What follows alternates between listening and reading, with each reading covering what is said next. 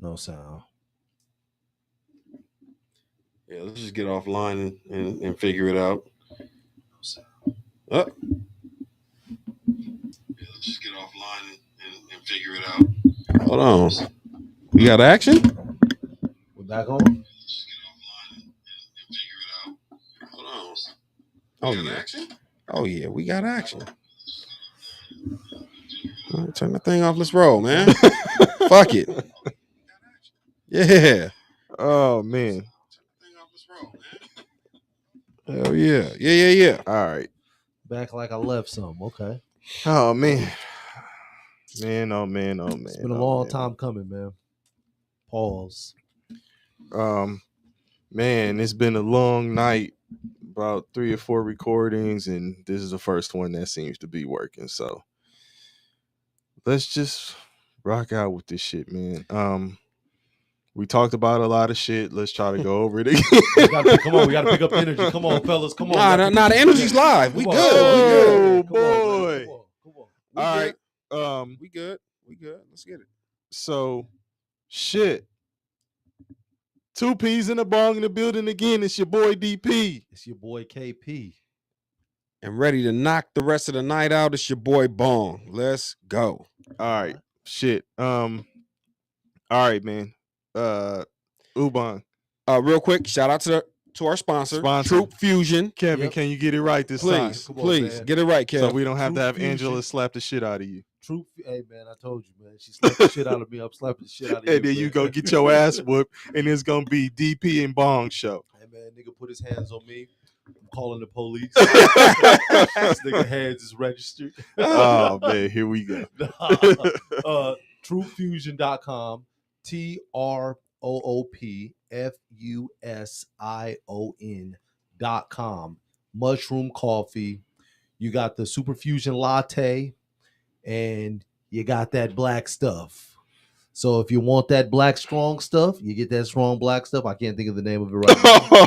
But if you want that Super Fusion latte, you want that sweet stuff, go and get that Super Fusion latte. But it's mushroom coffee, good for your belly, your gut, your brain, keep you sane, and yeah, mushroom coffee. Okay. True Fusion. Okay. Tap in. All right. Man, our other sponsor. Oh yeah. Come on. Nerdy Jerks. And it's the Black Espresso was the Black Espresso. Black Espresso coffee. And the speaking of black, I'm wearing this black shirt. This Mama I Made It by 2 P's in a Bong. By Nerdy Jerks. Nerdy Jerks, my bad. He's a part of 2 P's in a Bong. 1/3 of 2 P's in a Bong. But the Mama I Made It shirt. So if you're breathing, you got life, you made it. Okay. Yeah. So please check out, is it nerdyjerks.com? Nerdyjerks.com. Nerdyjerks.com. Socks, t-shirts, sweatshirts, hoodies, absolutely, pants, all that. Get you right. Got the one-stop shop. Sweats, shorts. Yeah, get you right. All that shit. Absolutely. Nerdyjerks.com. And TroopFusion.com. Man, those are sponsors. Fuck with them. All right, man. Let's try to run through this again. Damn. Man. We had a lot of viewers on the first one where we had no sound. Hopefully we can get some folks to tap in with us again. Absolutely. Or catch the replay. Either or. Don't catch the replay of that muted shit. Catch the replay of this one. Ubon. We were on. Me and KP had to go on without you last time. Absolutely. You weren't here. Yeah. You had some issues, or an issue in particular with something we left on the table. An individual issue. Y'all went on for a little bit over 2 hours, right? First hour, heavy track discussion, right? Y'all talked about the steeple jump, the 1500 meter. Kevin was stressing how everything sprinting is a Western Hemisphere dominated race. Absolutely. And the United States, the medal in every Olympics since 70. That was the women's relay. There you go. 1970. Yeah, that was the women's relay. So we had all that. 72. And then about an hour, after about an hour, y'all got into basketball. Y'all started talking about, LeBron, KD. Y'all really started getting on Jason Tatum, Anthony Edwards, and then DP is getting ready to go to the women's basketball. Kevin brings him back, and then you guys talked about my boy Wardell, or as I call him, the Rodney Dangerfield of the NBA, Steph Curry.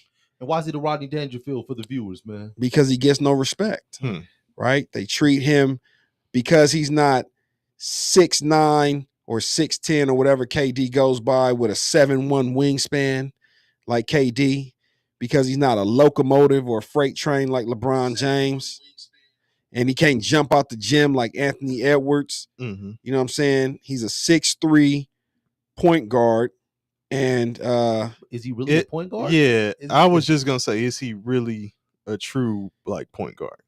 He's a shooting guard, but he's masquerading as a point guard. Okay. But either way, he doesn't get the respect he deserves. And what I feel that you guys on what level? On the GOAT level. When we talk about like the greatest players of all time, right? When we talk about the creme de la creme, like he's the guy that's always like, man, I don't know if he's in my top 10, man. I don't know if he's in my top 15. You know, I don't. You know, I think I sent a message though before the game was over. I know you talked about it. You talked about putting him in your top 10. I said he's in my top 10 in the last episode. Yeah, I'm talking about just. Okay. I'm not talking about you guys in that regard. I'm talking about in general. But I'm not even going to get into that part yet. Right now, I'm just saying. The disrespect. You guys just kind of stumbled over the conversation like, yeah, did he hit like 2 or 3, maybe 4 threes? I'm like, these dudes didn't even know hold on. Steph Curry. It was 4. Steph Curry had probably, arguably, the best 2-minute stretch in USA men's basketball Olympic history. Right? Okay. He was hitting every 3 that he hit. It wasn't like he was front running. We were up 3. He hits a 3 to put us up 6. France comes back and they get an and one with the guy they were calling Beignet Wallace. Oh yeah, the fake Ben Yabasili. Okay, then who dunked on LeBron, posterized LeBron. Yeah. So then he comes back and hits another 3.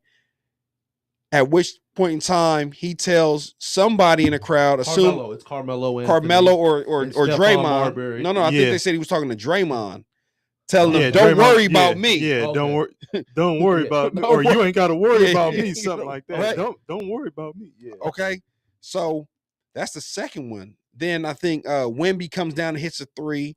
So like it's still like a 3-point game, and then he comes back and hits 2 more, and the last one. On the last 3, the fourth 3, the one that really broke step back, the around the back into the step back over 2 defenders, the one that really broke France's back.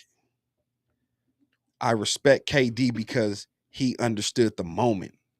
KD passed up a wide open shot. His man was the man that was doubling Steph. KD kicked it back to him in the midst of a double team to let Steph go to work and really solidify his moment in history, right? Like, yeah. And I, respect to KD for allowing Steph to have that moment. I don't know why. Again, I didn't even know when you told me 2 episodes ago that this was his first and only and last. First and last. Yes. Yeah. His first and last Olympics. This is it. This is it. Wow. Yep. That's crazy. Yeah. But what a way to step in and what a way to go out. Yeah. Like that motherfucker put in work. Hey. He was not doing well in the first 4. Yeah. Hey, first 4. And Anthony Edwards said it best, right? And he said it like a real little homie. Yeah. Steph Curry showed up right 2 days ago, whatever he said. Showed up to Paris 2 days ago. Showed up to Paris 2 days ago and got busy. So respect to Steph. And it's the moment. It's the stage that he was on. the level of scrutiny that they would have been under had they not won. Like the pressure, it wasn't like a regular season game in the NBA, middle of the season, or maybe, beginning of the season, middle of the week. This is the entire world is watching. That was bigger than a Game 7. Yeah. That's bigger than a Game 7. Yeah. When he performed, I mean, you think about it, like Steph moments, the Game 7 against Sacramento a couple years ago, first round. Yeah. When he dropped 50. Yeah. This was bigger than that. So I do agree with you in that regard. Like, this is the best stretch I've ever seen in the Olympics in the moment. And part of that too is that the Olympics were in Paris and it was against France for the championship. Right. So you got the whole country booing you and going at you, and it's you and your teammates and then the rest of the United States fans in the stands, but you're in Paris. Right. Yeah.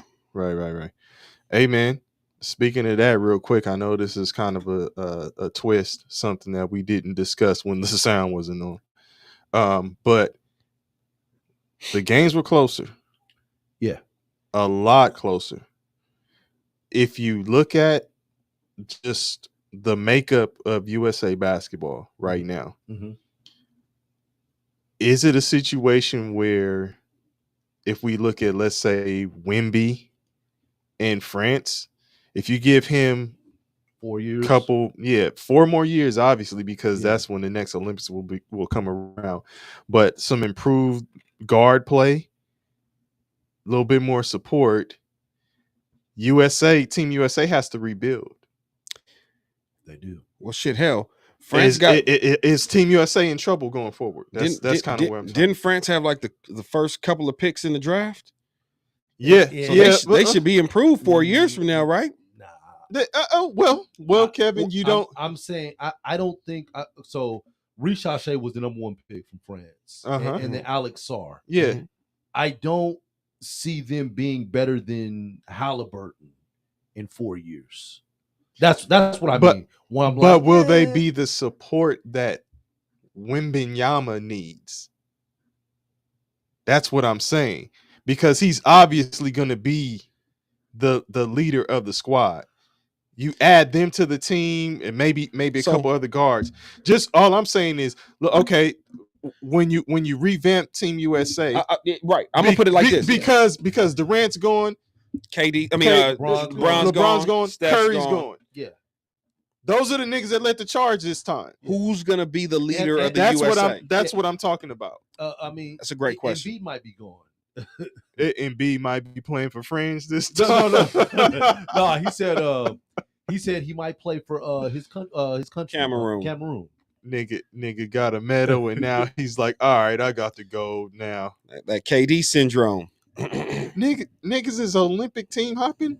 Hey man, that's the KD syndrome. You can Olympic team hop if you're going to a developing country's team, like a team that's developing the country. What kind of shit is that though? Like, do you respect it though? Like, is it like? Well, I know you hell yeah. He's no. I'm saying like Embiid with Team USA. It's almost like this is a move so I can get this gold. It's peculiar. But hold on. It's what? It's peculiar. I use the word. I'm gonna use the word peculiar. No, it's not. But I don't think he had a choice because what? It's not. He didn't have a choice. What do you mean he didn't have a choice? Listen, they. Are you saying because they didn't qualify? Well, not only that, but they granted him citizenship in the United States, and I think the powers that be were like, "We want you to play for Team USA. We want you to play for USA basketball." And he was like, "Okay, I'm playing for USA basketball." Hold on, man. Hold on. So, do you guys have an issue with him getting a gold with the United States and then going back to play for Cameroon? I think it's peculiar, man. I mean, yes or no? I don't know. The way I'm feeling is like, damn, you should have just rocked out with Cameroon from the beginning. That's why it's peculiar. But you know what I mean? It's just like, fuck it. but he wanted to go. He wants to get a gold medal. And that's what I'm saying. That's the part that I'm saying. Hold on. So then it's hold like, on. nigga. So then my follow-up gold question. digger. Hold on. the real gold digger. Hold on. Yeah, because you ain't getting no money. Right. Yeah. The real gold digger. Hold on. I ain't saying he a broke nigga. Hold on. So my follow-up question is, did y'all have a problem with KD going to Golden State to get him a championship? I knew that was coming from you. No. I knew that was coming from you. This so I think that's apples and oranges though. To me, the difference in this is you talking about playing for your home land, your country. Yeah. Like that's different.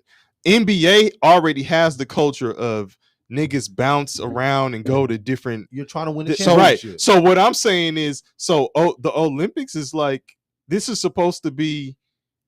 I got pride for my country. I'm doing this for my people. Like, I'm representing where I'm from. Yeah. He's a like, product. That's he's a different product. than fucking. He's a NBA product of Golden- his. He's a product of his NBA environment. Ah, come on. No. Man. Y'all can't pick and choose when it's okay to team hop and do all the, and go over here to, nigga, to go get you a chip. You're picking. You're comparing the Olympics to NBA. Absolutely. I don't think it's the same. I don't think it's the same. And I'm telling you that the premise is the same. He went there to get the gold so he could say, I'm a gold medalist. And then I'll go and do side missions to see if I can do it on my own. Okay. Whoa. Who did you say ran KD out of Golden State? Draymond. Okay. So it wasn't like KD was trying to bounce or whatever. No. I think deep down, KD was looking for a reason to leave because he didn't feel respected. He didn't feel loved because he wasn't one of the originals. And Draymond just gave him the ammunition to get up out of there. Okay. So had it not been Draymond, it would have been some Gary Payton Jr. So stepped on his shoes one day. So Embiid is loved and respected in Cameroon. He just got an award there. Yeah, it's a different type of situation, nigga. That's where your roots are. So you don't have to go looking nowhere else to do nothing. You should have just been like, man, I'm about to represent for the town. Giannis should have been a Nigerian representative. And I agree. He's in Greece. I agree. But I'm on the side with you. I agree. People do what he's allowed them to call him the Greek freak, though. Right. People do what's best for their brand. Okay. And so for Joel Embiid, it's better to be seen as an Olympian. He's not a champion yet. So he's like, hey, in case I never get that, at least I can say I'm not just an Olympian. A gold medalist. I was say just going makes you an Olympian. Right. So just him being a gold medalist is something that he can put on his resume, right?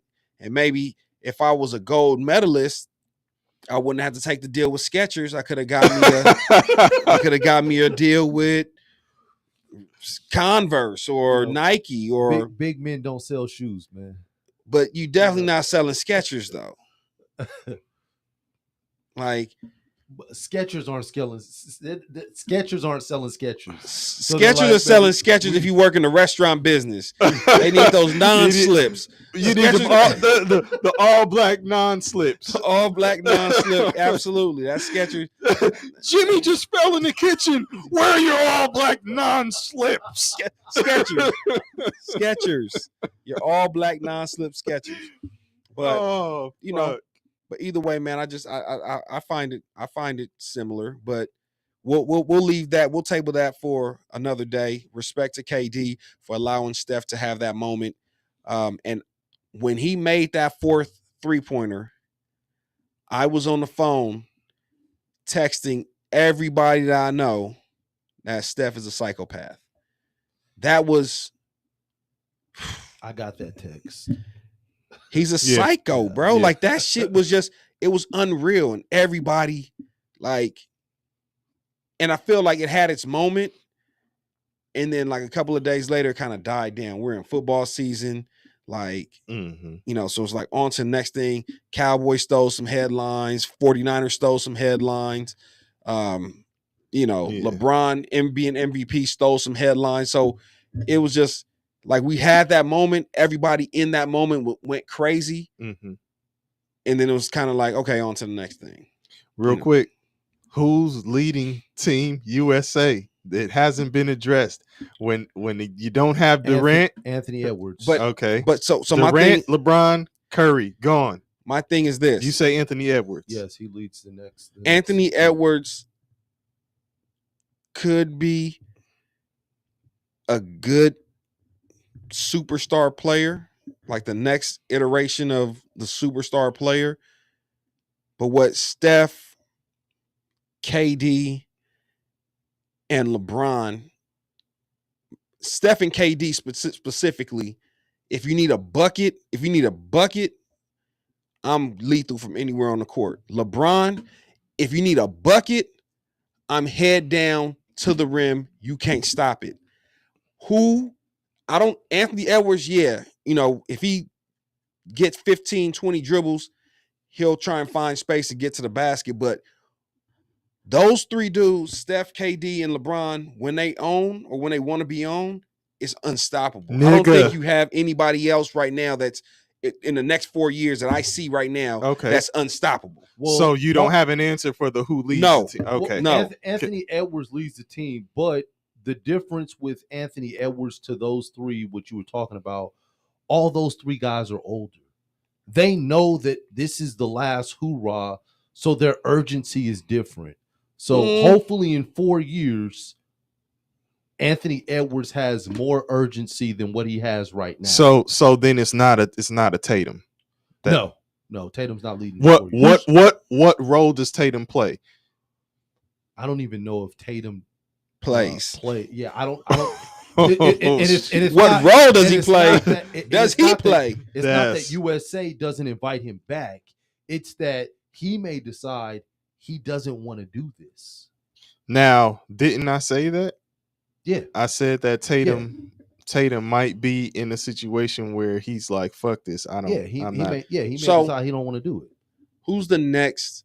So KD and Steph, to me, are considered great shooters. Yeah. Who's the next great American shooter? Ooh, you don't have pure shooters. You got streaky shooters. Like Halliburton is streaky. Mm-hmm. He can get hot and make shots.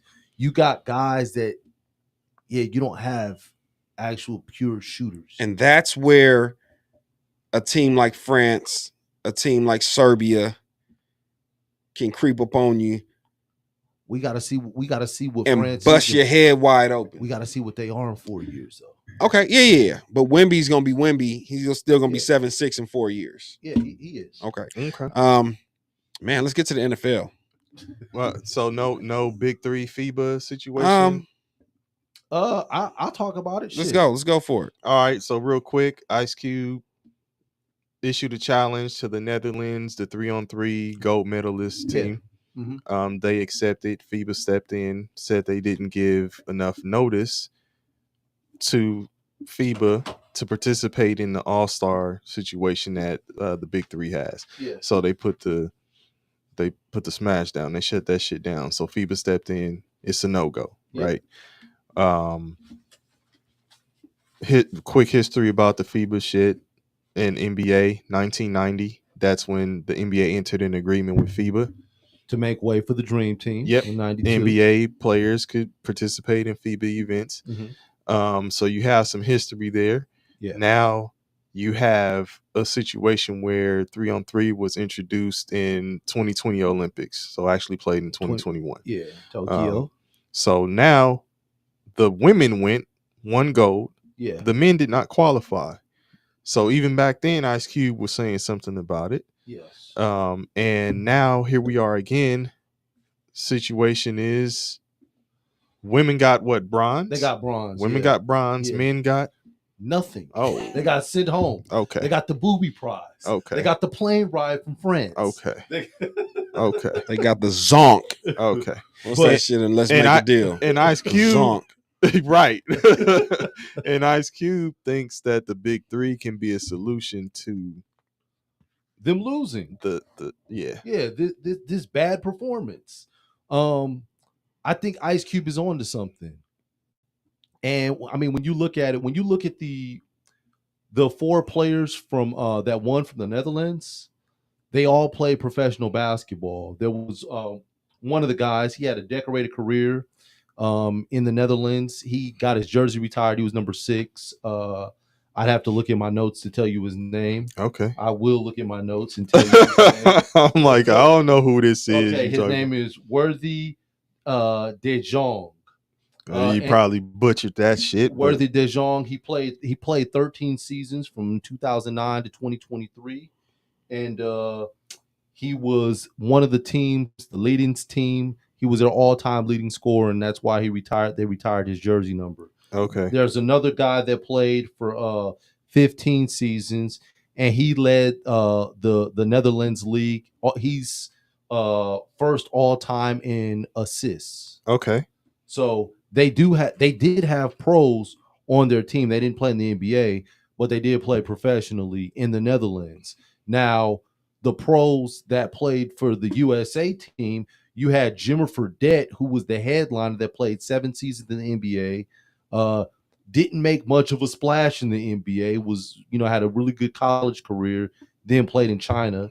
You had Kareem Maddox, who played overseas. Mm-hmm. You had Dylan Travis, played overseas. And played. He didn't even play in the top leagues overseas. Then he played in the NBDL. And then last but not least, you had a Barry. You had Cannon Barry, which a lot of you probably have never even heard of, but he's Rick Barry's youngest son. So you had him. So, I mean, what I propose and what Ice Cube is saying And is... sorry, before you propose that, the thing that we remember Jimmer Fredette for in the Olympics was getting his groin worked out by a damn physical therapist. Oh, yeah. On the sideline. Like, he's like, she's kneading that nigga shit like dough. Like, yeah. I'm like, bruh, what's going on? Worked him so much he didn't play after that. Then he was done. He was done. Might have soiled his pants. Was done. I soiled myself.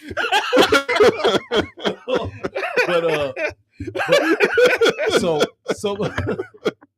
some of the rules with the 3-on-3 is that you can't play on the USA national the men's national team.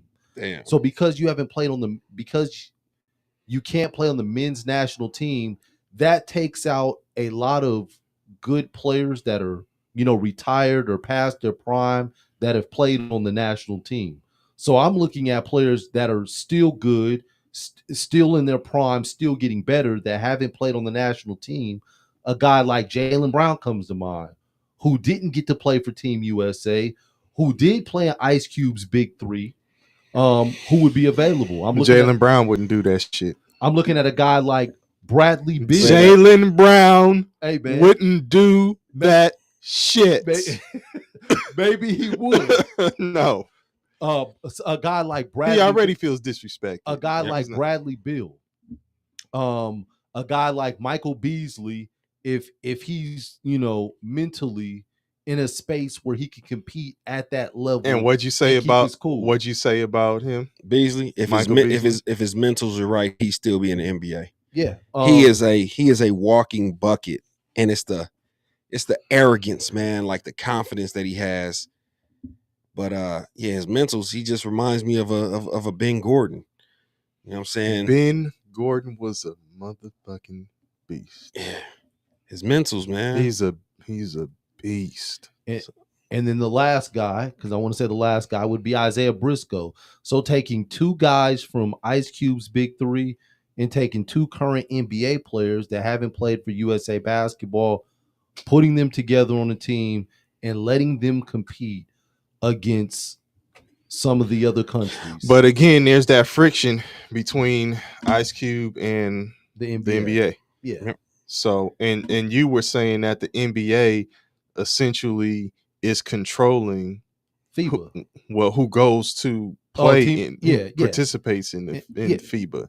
Yeah. So but I'm using I'm using Jaylen Brown as like a buffer, as a bridge to link the two, because he's still employed by the NBA. But the problem he's is not playing in FIBA. But the problem is you can't use him because he won't do anything that benefits the NBA. I think like Right. Jaylen Brown is anti-establishment. He's like Marshawn Lynch that Super Bowl year where I'm just here so I don't get fined, right? I'm going to do everything to piss off the league. So when he went and played in the Big Three, he understands that Ice Cube is at odds with the NBA. So I'm doing it out of spite. He's smart enough to understand the climate. I think it was out of spite, but also, like, I don't know if it was out of spite. I think part of it might have been, but I think it was also like I'm about to big up and help this league that I know needs it. Right. I see that it's a good thing. It's a brother, so let me go ahead and what I say about Ice Cube. I'm not going to repeat it. I'm not going to put it back together. But like I said, Ice Cube understands that he needs to market the Big Three and his brand as much as possible. And all publicity is good publicity for the Big Three at this point. Oh, yeah. So, putting that challenge out. Ice Cube, this is not his first time doing that, right? Putting that challenge out or putting something out there for the media to take a hold of. I already know where he going. No, because I'm not even going. No, say it. I'm not gonna say it, nigga. Hey, come on, man. Hey, that's why I chuckled, man. Come on, when he invited Caitlin. I knew it. Hey, when he invited Caitlin Clark to play in the Big Three, even though she was gonna get her ass busted like an adult film, like an African American adult film, she was gonna get her ass busted.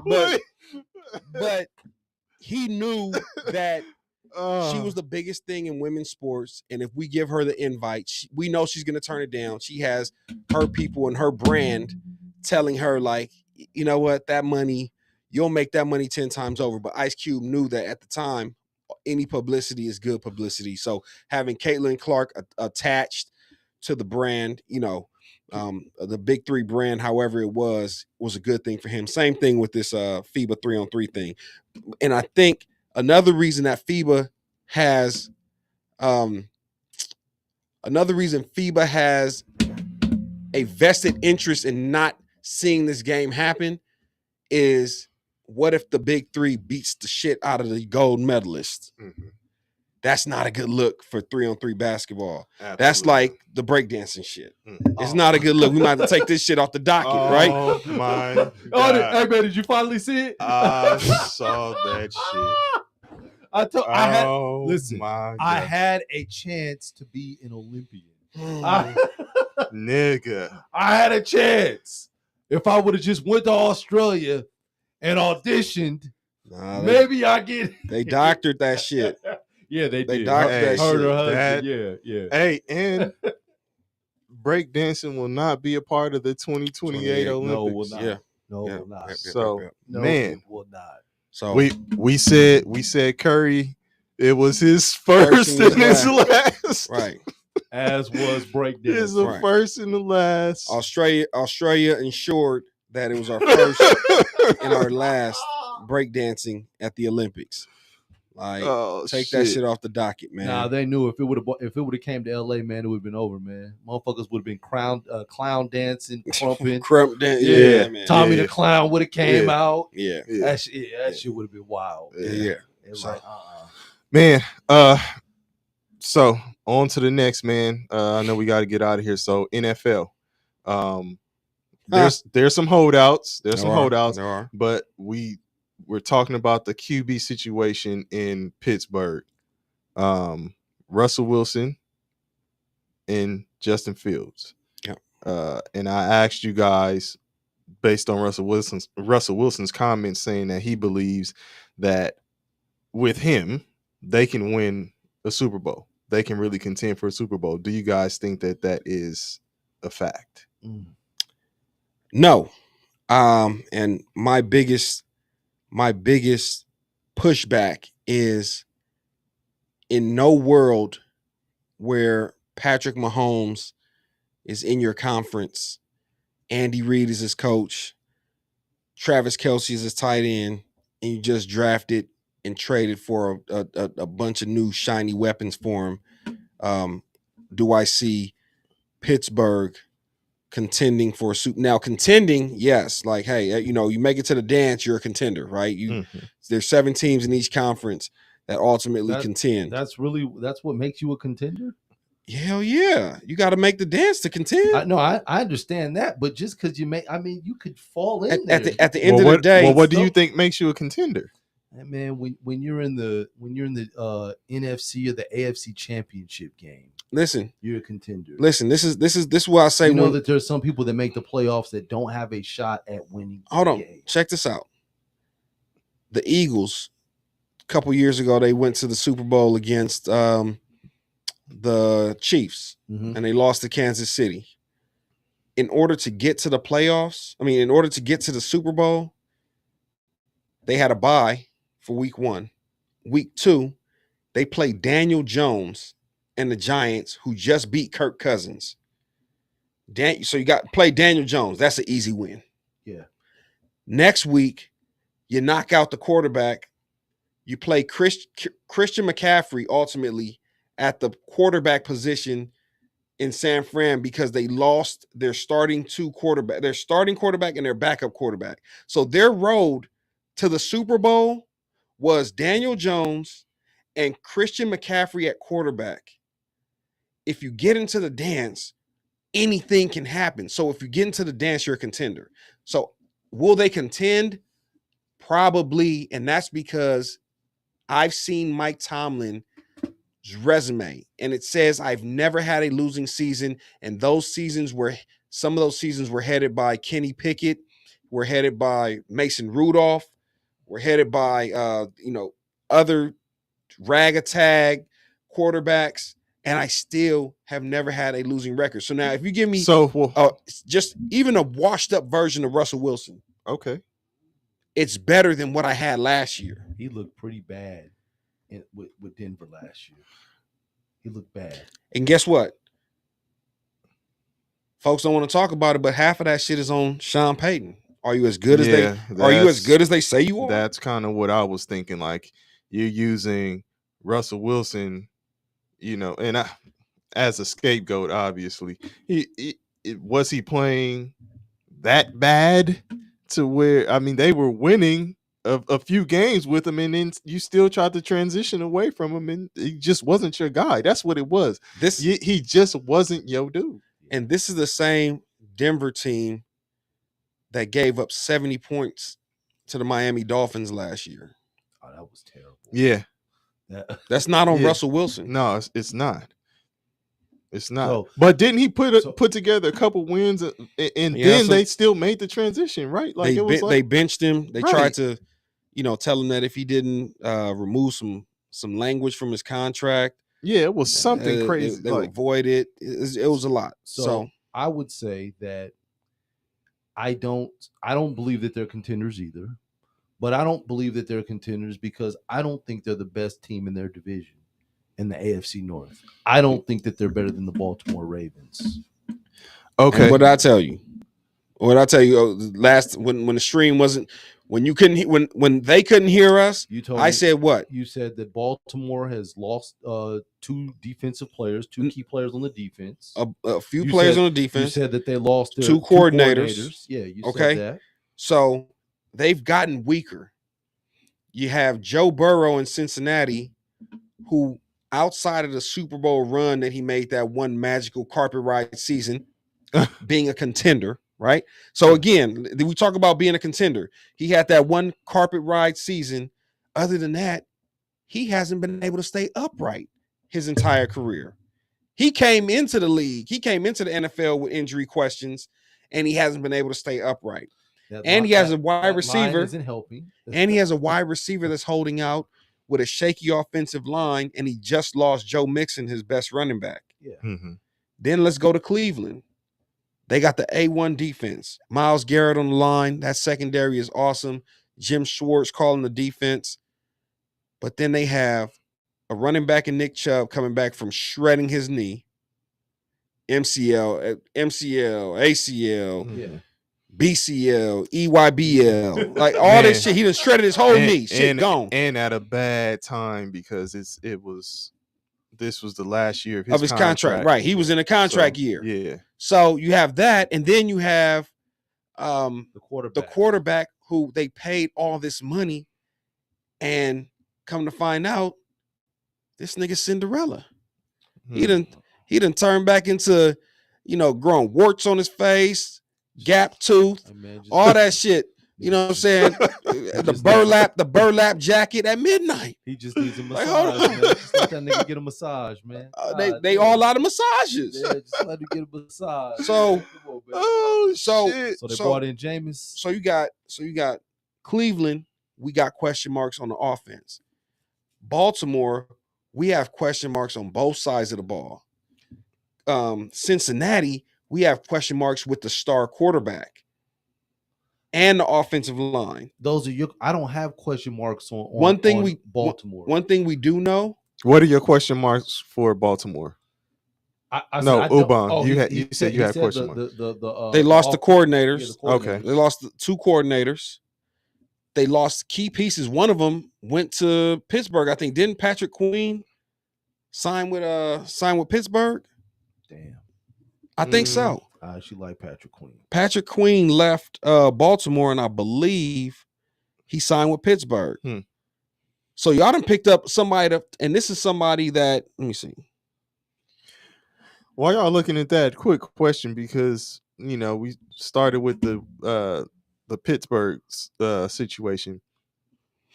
You would start talking about Tomlin.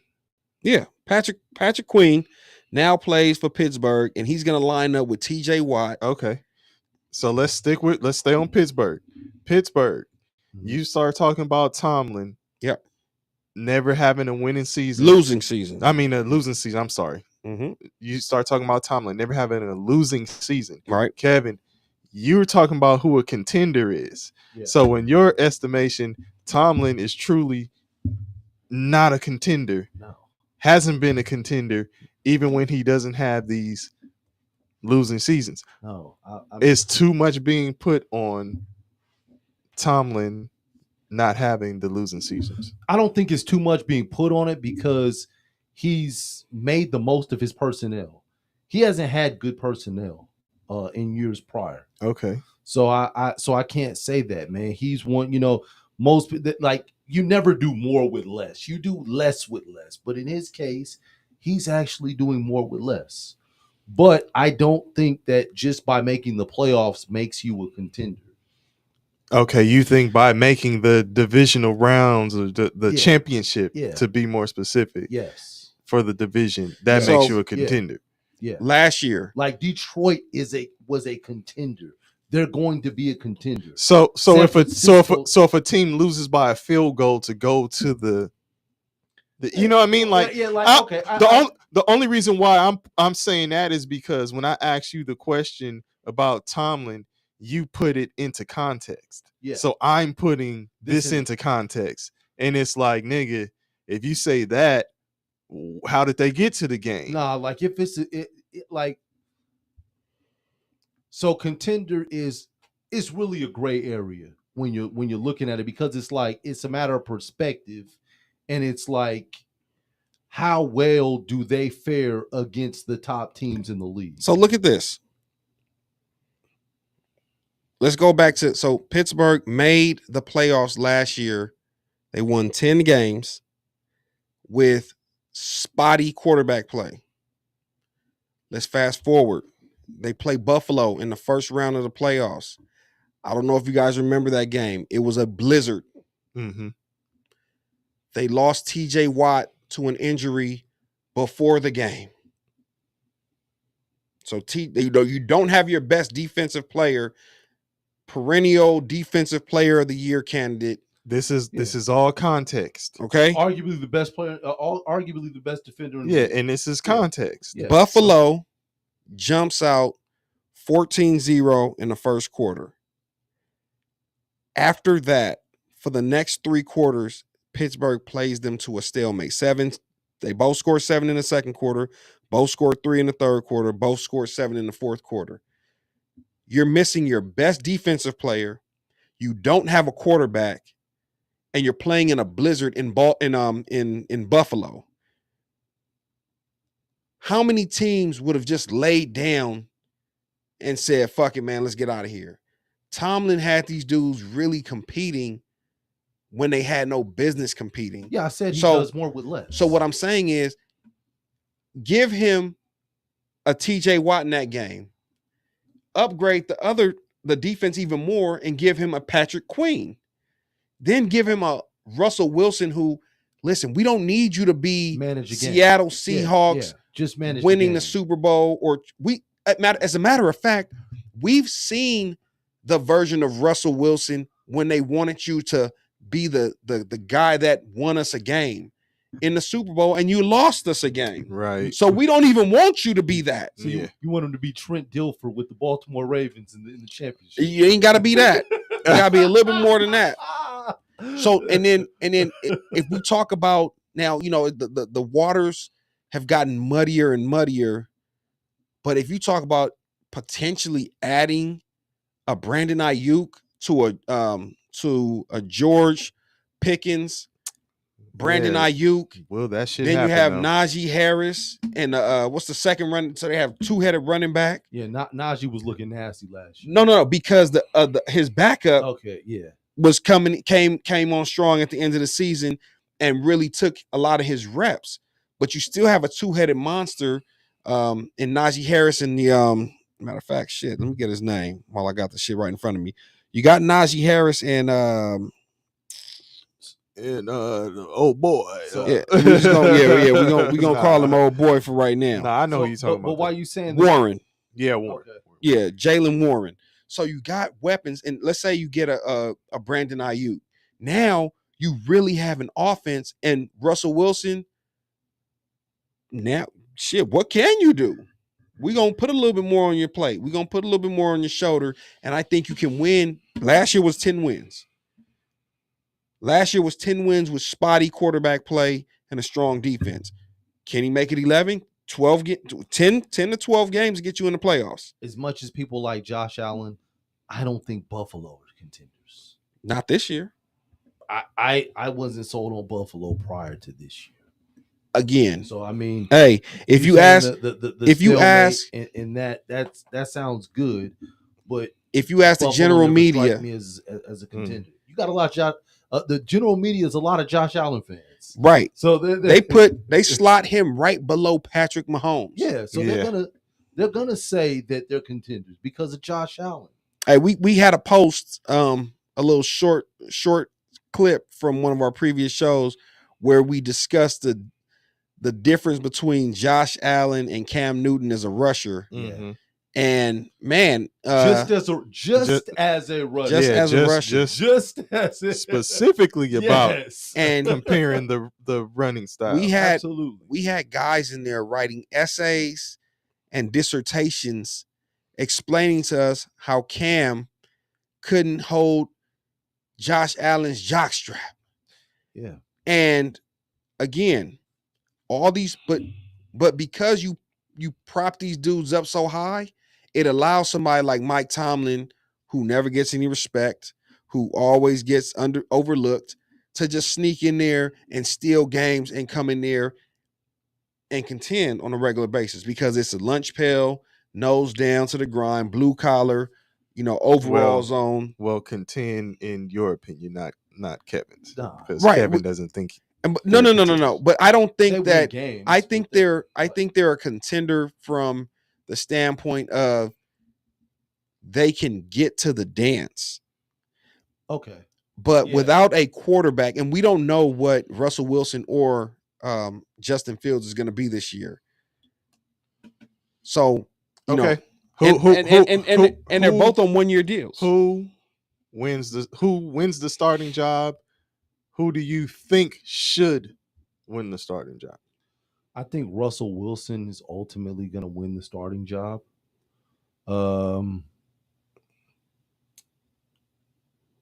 Should he win the starting job? Well, they bought him in, and then after they bought him in, they bought in Justin Fields. So I can't say that he should. But you Well, got to remember the better question would be who wins. Well, more clear is who wins it. But should Pittsburgh go with the younger Fields or the veteran? They should go. You know what I mean, or or the veteran. They should go with Russell. the veteran. Mike Tomlin is a guy who's going to give the veteran a chance. So if Russell Wilson loses the job or does not get the job, Mike Tomlin will have given him every opportunity to win the job. And that's kind of where I'm getting, like, so I think will he get more of a chance? I think he goes into the season as the starter, just off of Mike Tomlin saying, okay, I trust you. Okay. I trust you as a veteran, as a Super Bowl winner. Yeah. Now, 2-3 games in, if it's not looking right, we'll make a change. So even if Fields wins, he's on a short leash regardless. He gave Mitch Trubisky, who he was playing with. He had Mitch Trubisky in there. Kenny Pickett. Mitchell.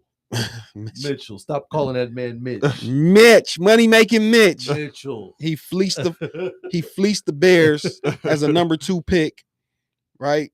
Like, gosh, to be a white quarterback, man, shit. Yeah, they be fleecing the fuck out of the NFL. Zach Wilson, Mitchell, Trubisky, man. Shit. Anyway, let's move on to the holdouts. Let's move on to the holdouts. Yeah. Well, or holdouts or contract situations, hold-ins, whatever you want to call it. So Hassan Reddick. Yeah. So he's now in a situation where he is holding out. Now he wants a trade. Yeah. Well, kind of along the same lines, like I'm not playing. Requested a trade. Just thoughts around that. Like Aaron Rodgers came out and said something like he thinks the best thing for him would be for him to be a Jet because it's about to be fun here. Whatever he was saying, something like that. But there's doubts about Rodgers and how he's going to be. That's a catastrophic injury in some cases. Some people come back in sports from a torn Achilles and do well. But anyway, he wants a trade because the Jets traded for him knowing that he was in a contract dispute with the Eagles, and they didn't offer him a contract. And you're saying the Jets didn't offer the Jets extension. Did not offer him a contract. Right. So you trade for a player. Well, didn't the Eagles offer an extension, but he didn't? They couldn't come to terms on it, right? I thought him and the Jets couldn't come to terms. I thought it was that he didn't accept the extension the Eagles offered him. Huh. Okay. That may be it. But what I'm saying is, I have to look this that shit player gets traded to your team, and typically, so like with the Brandon Ayuk situation. So you're saying he's already disgruntled. This thing. New England said, "Hey, we'll offer you $32 million a year. We'll pay you $32 million a year, but we're not going to trade for you unless we know that you're going to sign the contract." And Brandon Ayuk said, "Save your time. I'm not signing the contract."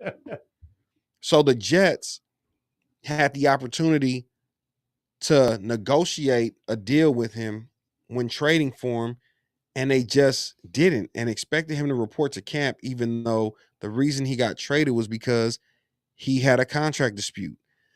Time and time again, these teams show what teams that don't know how to win look like. Yeah. The Jets are a team that's not a winning organization. The Eagles said, "Hey, man, we can't do nothing with you. We wish you well. We'll send you to the Jets." That's winning. Listen, man, we're not dealing with that. Here you go. Get on your way. And that's giving up someone that in 2 years had 27 sacks. Right. And I think last year was like 17 or something. No, it was 11 last year, but it was 16 the year before. Okay. Yeah. So Yeah. You get what I'm saying though? Like we're willing to give up on this guy because we can't afford him. We just paid AJ Brown. We just paid Devontae Smith. We already paying the quarterback. We just paid the one of the offensive linemen. Yeah, they wasn't gonna break bread for that. They just didn't have the money. They didn't have the money. Y'all paid a lot of people this year, but they made it clear they had the money. They just chose to spend it elsewhere. Yeah, so what the Eagles have shown, again, say what you will about the Eagles. I hate the Eagles. I'm a Cowboys fan. Right. These motherfuckers are saying we're going all in on the offense. We already paid Hurts. Let's pay his weapons, make sure he's good. Let's pay the offensive line, make sure they're good. And we're going to go all in on the offense. On the defense, they said, okay, let's just get young. Defense was terrible. We go first 2 rounds. I think they drafted secondary players, cornerback and may have been a quarterback and safety or 2 cornerbacks in the first 2 rounds. Like they said, okay, we don't have money to pay top tier players on defense, but the last couple of drafts, they've gotten defensive linemen, they've gotten safeties and cornerbacks. Yeah, I said they've been doing solid defensively in the draft. Right. Yeah. But and then they're like, okay, but we'll put our money on the offensive side. We'll draft young and hope that these players pop. Right. And get rid of the veterans on the defensive side. Right, that's winning football. The Jets, you go get Aaron Rodgers. He's 40 years old when he came. So it's an injury risk just being old. Yeah. They did that because they were thinking they were ready made for a real Super Bowl run. So they were bringing him in for that. You know what I'm saying? We got Favre 2.0, but this time, when we bring in the Green Bay quarterback, we're going to be ready. We're going to have some pieces around him. Yeah. So, but it didn't work out. It didn't materialize. Right. But now you got Aaron Rodgers, offensive coordinator from Green Bay, because he makes him feel comfortable. You bring in a couple of his buddies, Randall Cobb and, this person and that person, acquiescing to a 40-year-old quarterback who ultimately didn't do shit for y'all. Yeah. Losing programs, bro. Like there's only like 5 or 6 real top tier winning organizations. I think you got Kansas City, second to none. You got San Francisco, second to none. You got Philadelphia, second to none. You have Baltimore. You know who's turning it around? Yeah, Baltimore. Detroit's turning. Yeah, right. Detroit, They were going to be in that. They were going to be in that 6, right?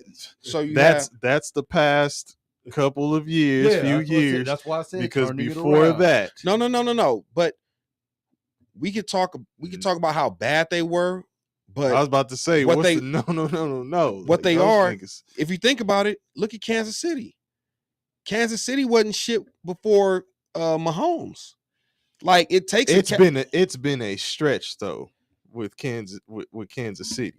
You know what I'm saying? Like Detroit is just now popping off. Right. But what I'm saying is, I'm not gonna hold the previous regimes against the current regime.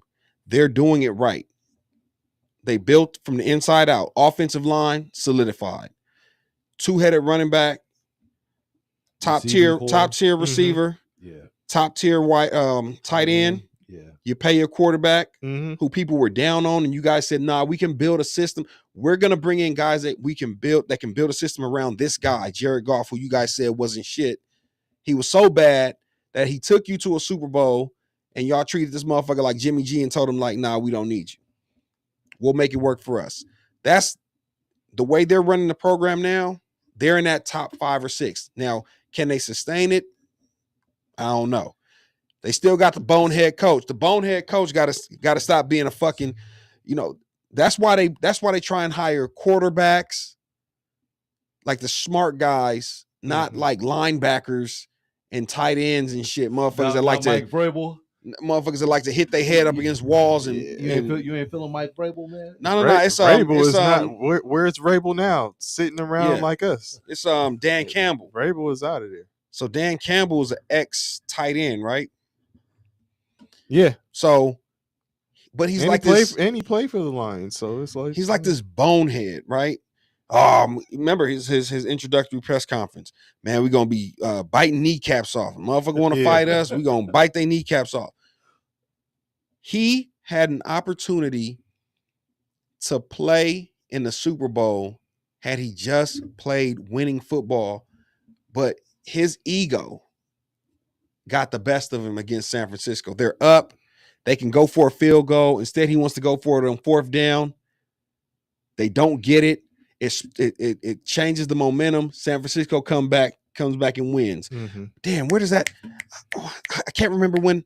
Oh, y'all motherfuckers had a chance to tie the game against the Cowboys and send it into overtime in the regular season, but instead y'all want to call a trick play with an offensive lineman. That shit goes left. Y'all lose that game. Yeah. So you had a history of doing some boneheaded shit and trying to be like, oh man, I'm gonna put my nuts on the ground and we're gonna go for it. Yeah, bro, just play football, bro. Yeah. Like, and let me correct myself. Vrabel is actually a personnel consultant for the Browns now. So yeah, he ain't He's just got a job, man. Yeah, he's got a job. job. He ain't just sitting around like we Go out there and bite kneecaps. but you know. But you feel me? So I just think that in the NFL right now, you got a handful of winning organizations, and everybody else is just collecting a check. Okay, so when you say that winning organizations, can you say those organizations again? You said, I said San Francisco, Kansas City, Baltimore. What was the fourth team? I said Kansas City, San Francisco, Philadelphia, yeah, Baltimore, Detroit, and I would put I'll put Green Bay. So I was gonna say Miami. Nah. I'm gonna say Miami. And so those teams that you mentioned, all those teams that you named, those are all teams that I would look at as contenders. All those teams that you named. I'd say so. I'm saying contender, but you're using the term winning football. Yeah, they're stable organizations, which would make them contenders. And I think Green Bay falls in that category as well. But I'm not gonna keep what? Kevin keeps changing the goalpost for his contender. No, I'm not. I'm saying that, like, no. He's because he said that he didn't see, and you know what? No, but what I'm saying is he said you have to get to the championship game. If you're not in the championship game, you're not a contender. But okay, so yeah, those teams. But I'm saying but the last couple of years they were in the championship. Who? Detroit and San Francisco were in there last year in the NFC Championship. Philadelphia, Baltimore, okay, so they were just recently. So yes, okay, and all right. I think a lot of the other teams are just collecting a check. You got your Cleveland Browns of the world. You have your New York Jets of the world. You have, and you know who should be in that? You know who should be in the contenders and who should be in the well-run organizations? Tampa Bay? No. Who? Oh, Dallas? Man. But they're not. Because ownership that's a whole nother story. The Cowboys have won 12 games for the last 3 seasons. That means 12 games each season for the last 3 seasons. The only other team to do that is the Kansas City Chiefs. They are up there with the Kansas City Chiefs, but they can't get over the hump in the playoffs because of ownership. Let me give you a fun stat about the Cowboys. First 30 years of the NFL, the Cowboys were in the Final Four 16 of the 30 years. God damn, it sound like the Lakers. So that means that the first 30 years of organization in the NFL, the Cowboys were basically in the NFC Championship game more than half of the first 30 years. Mm-hmm. Yeah. Since then, the last 29 or 28 going on 29. Zero. Nada. Zero. Damn. Zilch. Damn. Settle. So, and that's ownership. How long have I been knowing y'all? A long time, about as long as the about Cowboys. as long as the Cowboys haven't done shit. Yeah. Damn. Yeah. Cowboy that one since I know you, huh? Shit. Yeah. Yeah. And speaking of that, you know, Jerry Jones said that he has no urgency to sign CeeDee Lamb. That nigga's tripping. Who would you sign first when it comes to Dak Prescott, CeeDee Lamb? I'm not. Well, I'm Ubang made a good point. I'm gonna say before this, I would have said CeeDee Lamb because I said that CeeDee Lamb is a top 3 receiver in the NFL. But Ubang made the point of, well, who's gonna get him the ball? And so, with that being said, Dak Prescott. But he also said, who's Dak Prescott gonna throw it to? Like, look at the receiver room without a CeeDee Lamb. But I'll say this. I've seen, and look at the running back room as it seen, stands in Dallas. I've seen Dak Prescott in Cowboys training camp. CeeDee Lamb isn't there. Brandon Cooks looks good. Jalen Tolbert is looking like a number 2 wide receiver. Jake Ferguson is. So what I'm telling you is that over time, as Dak Prescott has entered his prime, you can find another CeeDee Lamb. Okay. I won't say find another CeeDee. You can find another CeeDee Lamb. Guess what? Guess who went after CeeDee Lamb in that same draft? Who? Justin Jefferson. Yeah. Justin Jefferson. The Eagles selected Jalen Reagor. Right before. Now, and we just put the Eagles in that upper echelon. Right before Minnesota swooped in and took Justin Jefferson. CeeDee Lamb went before Justin Jefferson. And again, that's not a bad pick. So is Dak Prescott. So remember, that was the year Dak that Prescott signed. That was yeah. But that was the year that Alabama had all those receivers. Henry Ruggs went before both of them. Jerry Jeudy went before both of them. Those look like bad deals.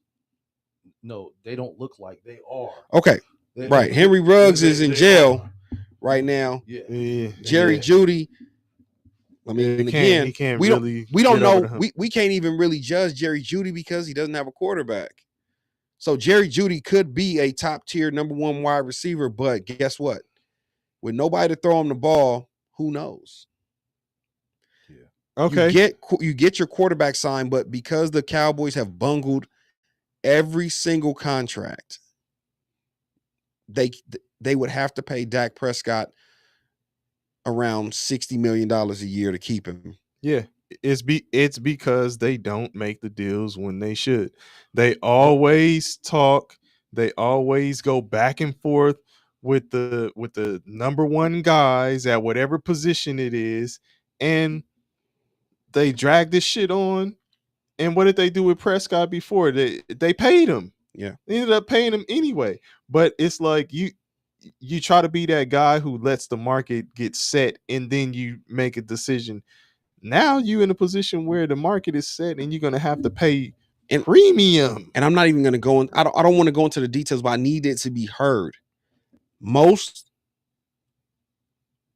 quarterbacks, especially the first rounders who have that 5th-year team option, they get paid after year 3. Mm-hmm. Everybody's talking about Brock Purdy. Brock Purdy is eligible to get paid after this upcoming year, right? And they believe that after this year, barring something catastrophic or some huge fall off, San Francisco's going to load up the Brinks truck and pay him. Dak Prescott didn't have a 5th-year option. After year 3, they told Dak Prescott, "Hey, buddy." And Purdy either. Huh?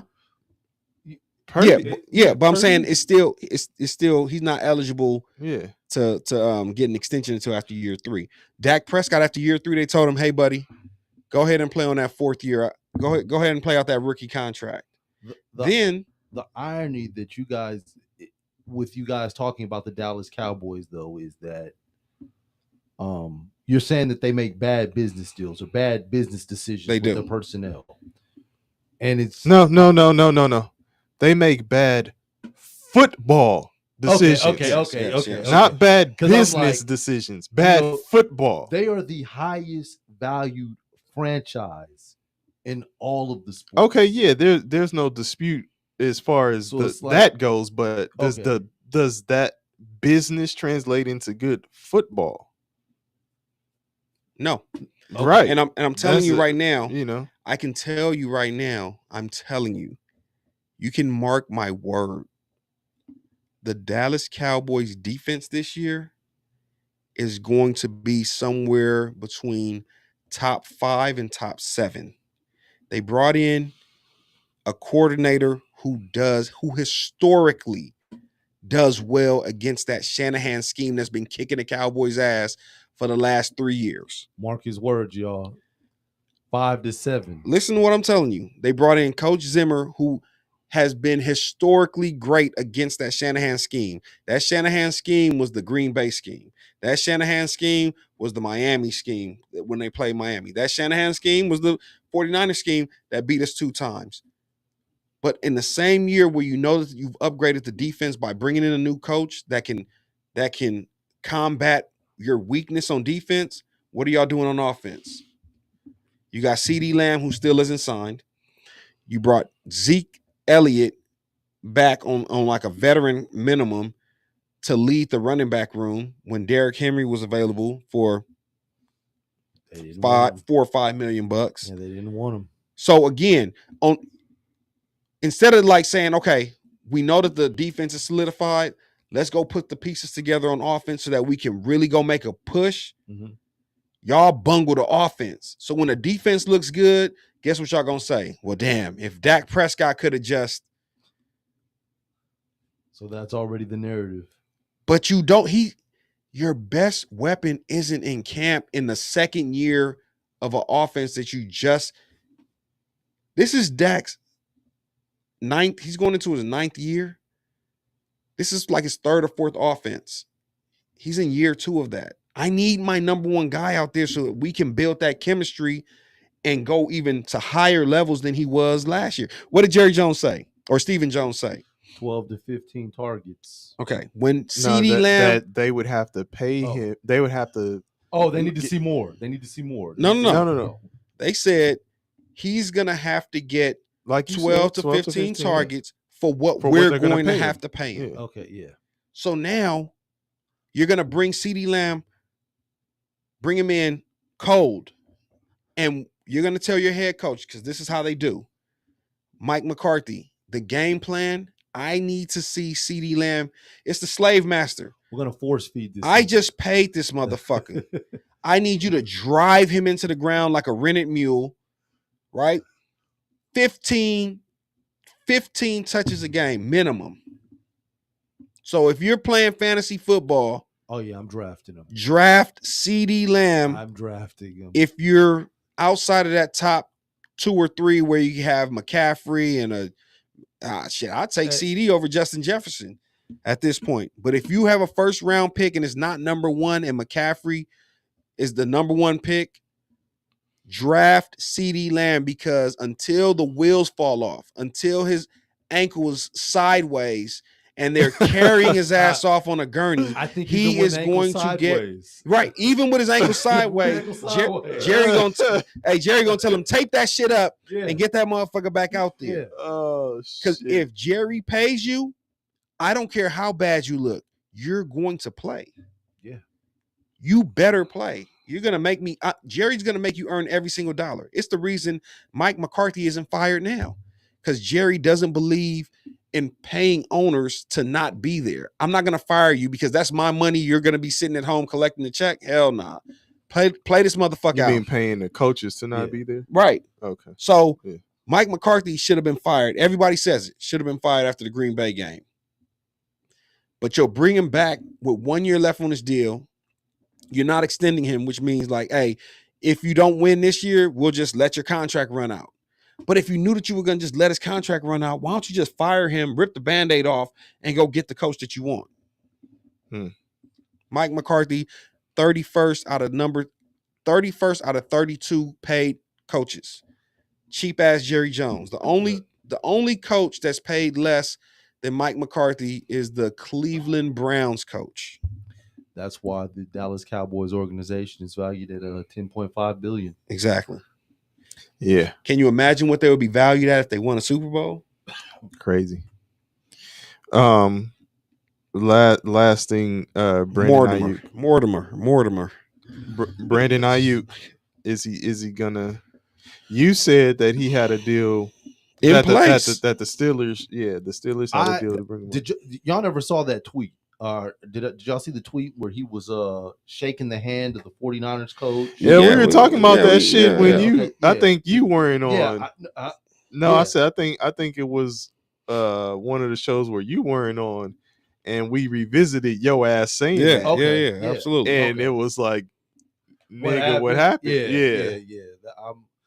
That's me right now. I'm palm up like, man, what's going on? I saw a report saying that now the 49ers and Ayuk aren't far apart. Yeah. It's all kind of shit that's being said about this. Yeah. I don't know. I think he stays with the 49ers. I do. Best bet for him, or best bet for both sides. Okay. Both sides. I don't know if he gets the $32 million that he's looking for. Unless he does like I don't know, because they gotta make sure that they have enough money for Brock Purdy. I don't know. I was watching that receivers thing on Netflix. The receivers joint on Netflix. Yeah. And they were showing like the difference in their efficiency and Purdy's numbers when Debo was out the game. I think Ubon mentioned that. Yeah. So that is astronomical. So how's it gonna be when Ayuk ain't there? Yeah. Even though they got they drafted Pearsall. Yeah. So and he's already hurt. He can't get in. He can't get on the field. He's been hurt 3 times in camp. Damn. My boy Dizzle say Trey Lance season. Don't do us like that, Dizzle. What's good with it? Shout out to Detroit, man. Oh shit. Speaking of Detroit, it's my man Dizzle, but he always talks about Houston. We've been sleeping on Houston. I think Houston's gonna have a great year. The Texans? The Houston Texans, absolutely. Yeah. Man, they on the come up, but again, it's gosh. Can you imagine the teams that will see their window open and close and they'll never win a Super Bowl because Mahomes is going to be there to shut the door on these niggas? It's like Michael Jordan in the NBA. Yeah, Mahomes So will Mahomes end up going down as the GOAT? Hell yeah.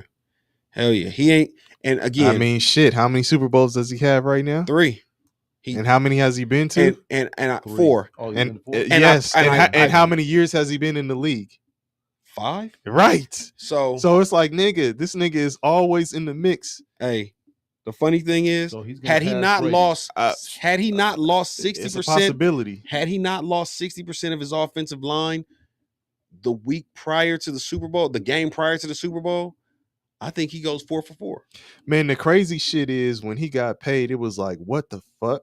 Like, this nigga's taking all the money. You ain't gonna be able to get no receivers and this and that and that. And then they fuck around and win a fucking Super Bowl. Like, but if you think about it, it was work the contract though. Yeah, but if you think about it, it was foresight by both the team and Mahomes.